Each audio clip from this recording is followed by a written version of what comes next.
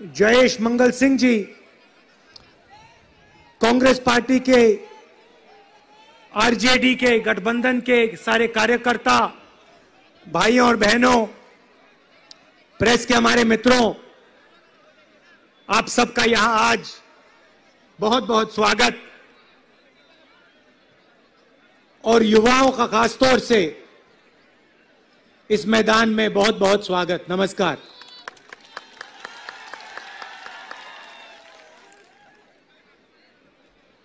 कुछ साल पहले प्रधानमंत्री यहां आए थे,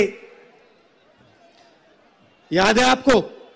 भाषण दिया था, याद है? आए थे हम, जैसे अब 2 दिन में आने वाले हैं। उस टाइम आए थे, कहा था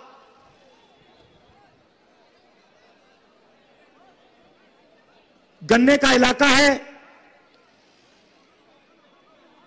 चीनी मिल चालू करूंगा और अगली बार वापस आऊंगा तो आपके साथ यहां की चीनी चाय में मिला के पीऊंगा। याद है आपको? याद है ना?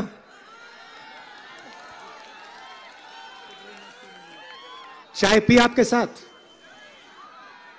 चाय पी आपके साथ ना?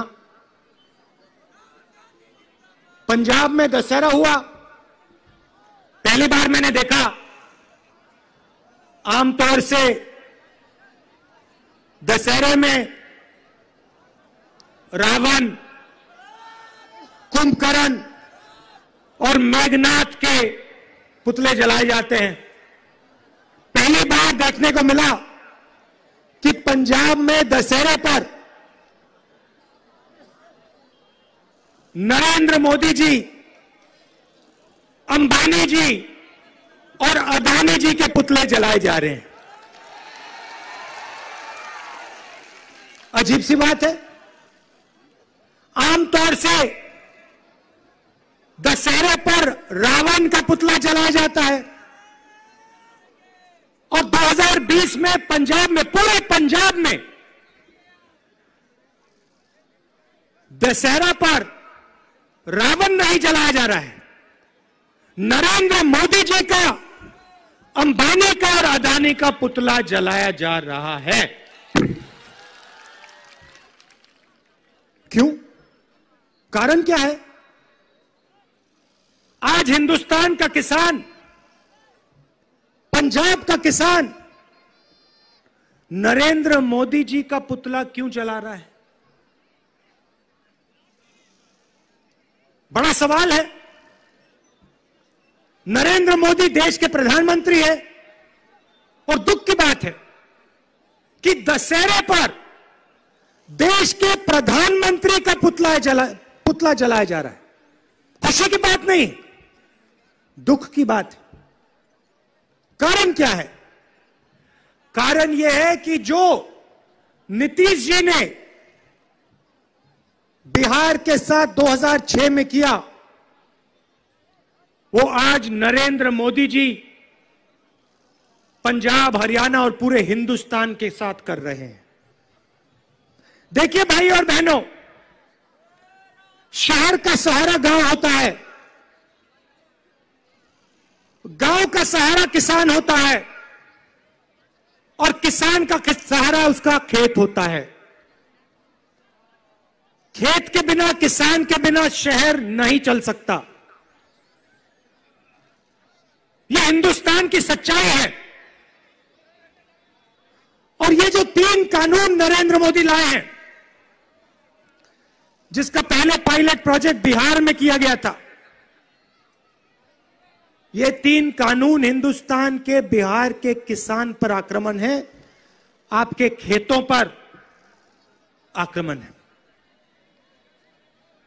बिहार में 2006 में मंडी के सिस्टम को नष्ट किया गया था, एमएसपी के सिस्टम को नष्ट किया गया था और आज गन्ना का किसान, गेहूं का किसान, धान का किसान समझता है कि उसे अपने माल के लिए सही दाम नहीं मिल सकता, चाहे वो कुछ भी कर ले, चाहे वो कुछ भी कर ले। बिहार के किसान को अपनी मेहनत के लिए, अपने खून पसीने के लिए सही दाम नहीं मिल सकता। और इसीलिए ये जो आज युवा आए हैं, इन सबको अपने प्यारे प्रदेश को छोड़ना पड़ा। ये मुंबई जाते हैं, बेंगलोर जाते हैं, दिल्ली जाते हैं, ये खुशी से नहीं जाते हैं। ये इसलिए जाते हैं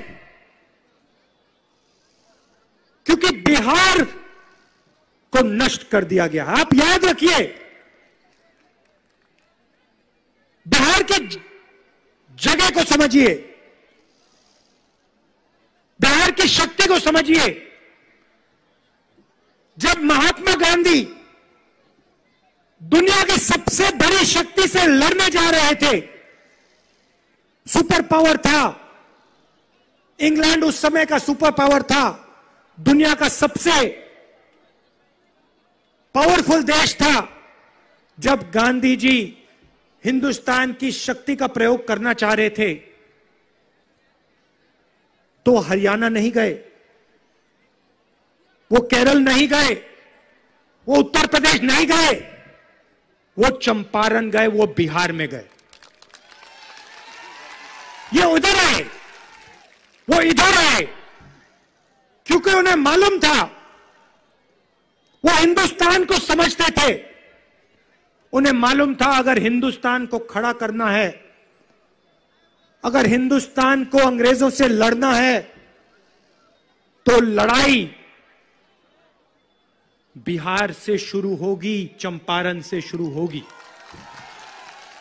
यह आपकी जगह है। आज आप जाते हो, आपको बताया जाता है, बिहार के युवाओं को बताया जाता है, सपना देखो, अपनी जिंदगी बनाओ, रोजगार ढूंढो। युवा पूछता है, सपना कहां बनाऊं, रोजगार कहां मिलेगा? आपको जवाब मिलता है, बिहार में नहीं, कर्नाटक में, बेंगलोर में, दिल्ली में, पंजाब में, हरियाणा में, मगर बिहार में नहीं। बिहार में आपको रोजगार नहीं मिल सकता। यह आपकी सच्चाई है और यह आपकी गलती नहीं। आप यह मत सोचिए कि बिहार के किसान में कोई कमी है, बिहार के युवा में कोई कमी है। नहीं, कमी नीतीश जी में है,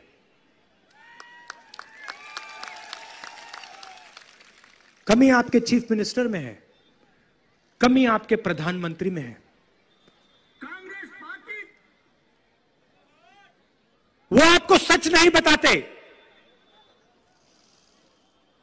एक के बाद एक, एक के बाद एक, एक के बाद एक आपको झूठ बताते हैं।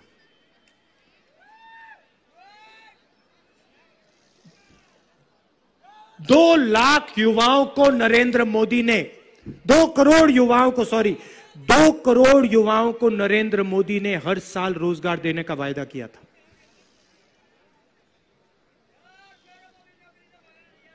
क्या नाम है तुम्हारा?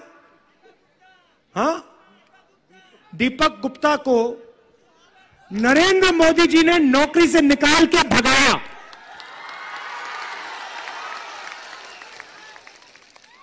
दीपक गुप्ता बिहार के लिए काम करना चाहते हैं। पहले क्या करते थे दीपक जी? दिल्ली मेट्रो। देखिए भैया, मुझे बताओ, बिहार मेट्रो में आपने क्यों नहीं नौकरी ढूंढी? मेट्रो है ही नहीं।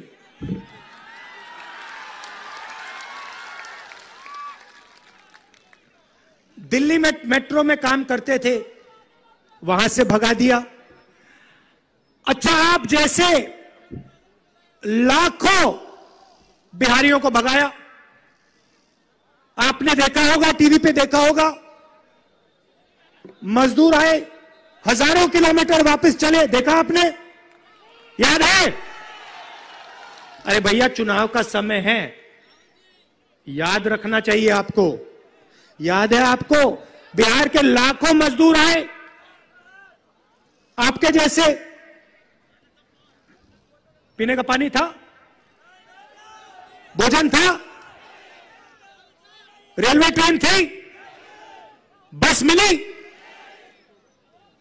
नरेंद्र मोदी जी ने क्या किया? कहा पैदल भगाया, पैदल भगाया। मैं मजदूरों से बात कर रहा था, लॉकडाउन था, कोरोना का समय था। मैंने कहा नहीं, मैं बिहार के मजदूरों से जाके मिलना चाहता हूं, मैं उत्तर प्रदेश के मजदूरों से मिलना चाहता हूं। मैं जाके बात की, मैं बैठा सड़क पे बैठा, आपने देखा होगा। मैंने उनसे पूछा, भैया बताओ क्या हुआ? मजदूर कहते हैं हमें एक बात समझ नहीं आई। मैंने कहा क्या? कहते हैं इस प्रधानमंत्री ने लॉकडाउन करना था तो ठीक है, कर देता, मगर इसने हमें 2-3 दिन क्यों नहीं दिए? अगर ये हमें 2 दिन दे देते, लॉकडाउन हो जाता, हम ट्रेन पकड़ के बिहार आ जाते, हम 10 में बैठ के आ जाते। उन्होंने मुझसे पूछा, राहुल जी आप एक सवाल का जवाब दीजिए, नरेंद्र मोदी जी ने जब लॉकडाउन किया, उन्होंने 8 बजे रात को झटके से क्यों किया? बिना वार्निंग दिए क्यों किया? मैं आपको जवाब देना चाहता हूं। लॉकडाउन का जवाब और नोटबंदी का जवाब एक ही है, और आप अच्छी तरह सुनिए, समझिए।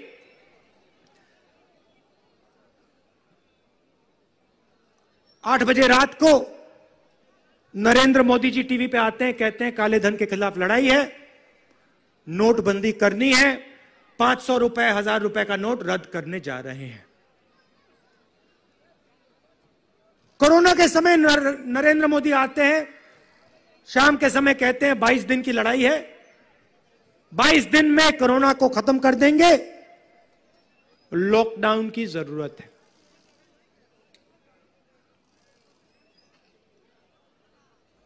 क्यों? नोटबंदी और लॉकडाउन का एक ही लक्ष्य था। जो हमारे छोटे किसान हैं, जो मजदूर हैं, जो छोटे बिजनेस चलाते हैं, जो मिडिल साइज बिजनेस चलाते हैं, उनके धंधे को नष्ट करने का लक्ष्य था।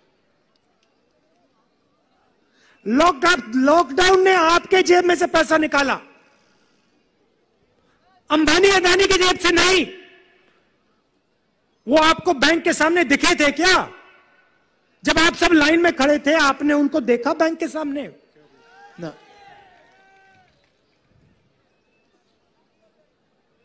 आम जनता को आपने देखा, किसान को, मजदूर को आपने अपने जेब से पैसा निकाला, बैंक में डाला। नरेंद्र मोदी जी ने आपको कहा काले धन के खिलाफ लड़ाई, और फिर सीधा आपका पैसा लेकर 3,50,000 करोड़ रुपए हिंदुस्तान के सबसे अमीर उद्योगपतियों का कर्जा माफ कर दिया। आप देखते रह गए। आपने कहा भाई ये तो काले धन के खिलाफ लड़ाई थी, काले धन वाले तो एसी में बैठे, काले धन वालों ने बैंक से पीछे दरवाजे से जाके अपना पूरा पैसा बदल दिया, और आपके लाखों करोड़ रुपए आपके जेब से निकले, सीधा उनकी जेब में गए। छोटे दुकानदार, छोटे बिजनेस वाले, मिडिल साइज बिजनेस वाले सब नष्ट हो गए। अब चलिए लॉकडाउन के समय चलते हैं। लॉकडाउन में फिर से वही किया, लाखों करोड़ रुपए सबसे अमीर 5-6 बिजनेस वालों का कर्जा माफ किया, उनकी टैक्स की छूट दे दी। कांग्रेस पार्टी दिन भर चिल्ला रही थी कि भैया किसानों का कर्जा माफ करो, छोटे व्यापारियों की मदद करो, स्मॉल मीडियम बिजनेस वालों की मदद करो। मोदी जी कहते नहीं, मैं तो नहीं करूंगा, मैं क्यों करूं? और ये जो सारे के सारे दुकानदार थे, छोटे मिडिल साइज बिजनेस वाले थे, ये सब खत्म हो गए, नष्ट हो गए, इनका धंधा खत्म हो गया है।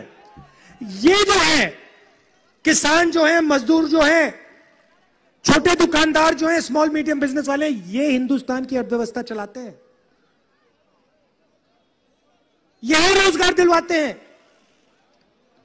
और इनकी रीढ़ की हड्डी नरेंद्र मोदी ने तोड़ दी। और बिहार में यह काम बहुत पहले शुरू हो गया था। 2006 में जो आपकी रीढ़ की हड्डी थी, जो आपकी खेती का सिस्टम था, एमएसपी का सिस्टम था, प्रोक्योरमेंट का सिस्टम था, उसको खत्म कर दिया। तो आज ये हालत है कि बिहार को छोड़िए, पूरे देश के युवाओं को रोजगार नहीं मिल सकता। नरेंद्र मोदी जी कभी कहते हैं 22 दिन की लड़ाई है, कभी कहते हैं भैया कोरोना आया है, मोबाइल फोन की बत्ती जलाओ,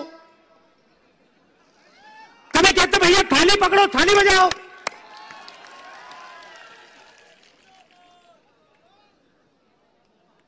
मगर जो हमारा किसान भूखा प्यासा मर रहा है, उसके बारे में हमारे प्रधानमंत्री एक शब्द क्यों नहीं कहते? जो यहां लाखों युवा हैं, जिनका भविष्य उनके आंखों के सामने खत्म हो रहा है, नष्ट हो रहा है, उनकी बात क्यों नहीं करते? जो छोटे दुकानदार हैं, जो छोटा बिजनेस चलाते हैं, उनकी बात क्यों नहीं करते? क्योंकि नरेंद्र मोदी सिर्फ हिंदुस्तान के सबसे अमीर 5-10 बड़े उद्योगपतियों का काम करते हैं। मुझे काफी दुख हुआ, दशहरे पे हिंदुस्तान के प्रधानमंत्री के पुतले को पंजाब में जलाया जा रहा है। मुझे अच्छा नहीं लगा, दुख हुआ कि हमारे प्रधानमंत्री हैं, उनका पुतला नहीं जलाना चाहिए। मगर पंजाब का किसान जो है, बिहार का किसान जो है, पंजाब का युवा, बिहार का युवा, उत्तर प्रदेश का युवा, उसके दिल में गुस्सा है कि हमारे प्रधानमंत्री दिन भर बिहार के चीफ मिनिस्टर के साथ भाषण देते हैं, कभी चीनी की बात करेंगे, कहेंगे मैं चीनी दूंगा, फिर हम एक साथ चाय पिएंगे।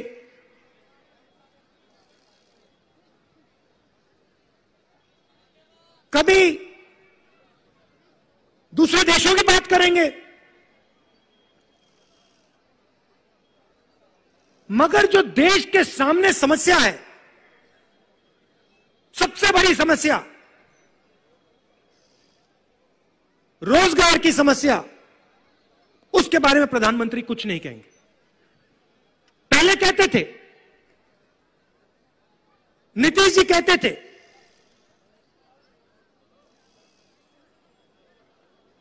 अब प्रधानमंत्री अपने भाषण में नहीं कहते कि मैं 2 करोड़ युवाओं को रोजगार दूंगा। जानते हैं झूठ बोला था, बिहार की जनता बात समझ गई है। अगर मैं बता रहा हूं, गारंटी देके कह रहा हूं, प्रधानमंत्री अगर आ गए और आज कह दिया कि 2 करोड़ युवाओं को मैं रोजगार दूंगा, शायद भीड़ उनको भगा दे, कहे कि भैया आपने पहले झूठ बोला था, आपने दिया नहीं, अब आप हमसे झूठ मत बोलिए। बिहार में गठबंधन है, हम आरजेडी के साथ, बाकी पार्टियों के साथ लड़ रहे हैं और एक युवा नेता खड़े हैं। तेजस्वी नया विजन देना चाहता है, रोजगार की बात करता है और कांग्रेस पार्टी एक साथ उनके साथ यह चुनाव लड़ रही है। कांग्रेस पार्टी ने देश को डायरेक्शन दिया है। आपको याद होगा, मनरेगा हमने दिया, भोजन का अधिकार हमने दिया, किसानों का कर्जा माफ हमने किया। हम देश को चलाना जानते हैं, हम किसानों के साथ खड़ा होना जानते हैं, हम युवाओं को रोजगार देना जानते हैं। मगर एक कमी जरूर है हम में, हम झूठ बोलना नहीं जानते। उनके सामने हम झूठ बोलने में उनका मुकाबला नहीं कर सकते। यह कमी है, मैं स्टेज से मान लेता हूं कि यह कमान में कमी है। तो मैं आपको कहना चाहता हूं, आपने बनाया पकौड़ा है? अगली बार आएंगे, पकौड़ा बना के मोदी जी को, नीतीश जी को थोड़े खिला देना।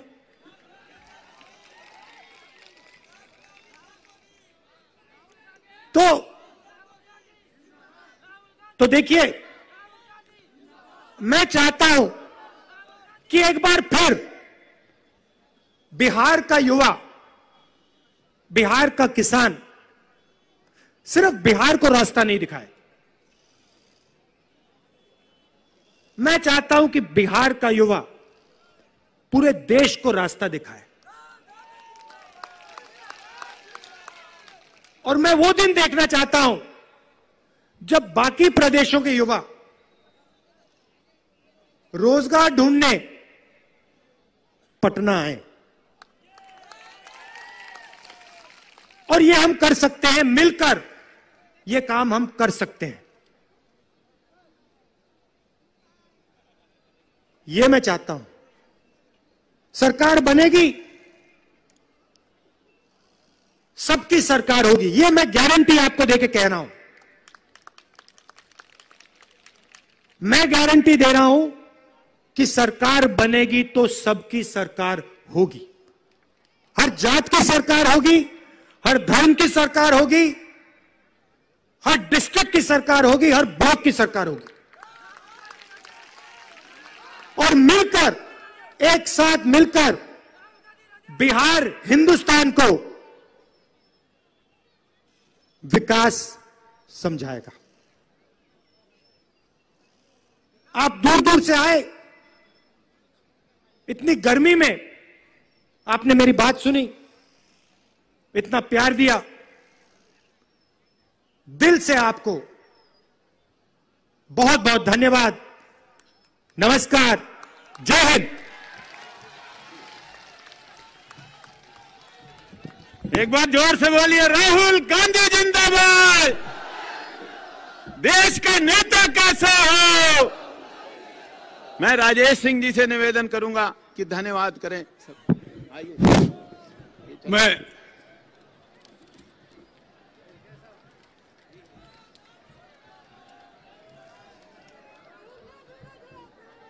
कांग्रेस पार्टी जिंदाबाद।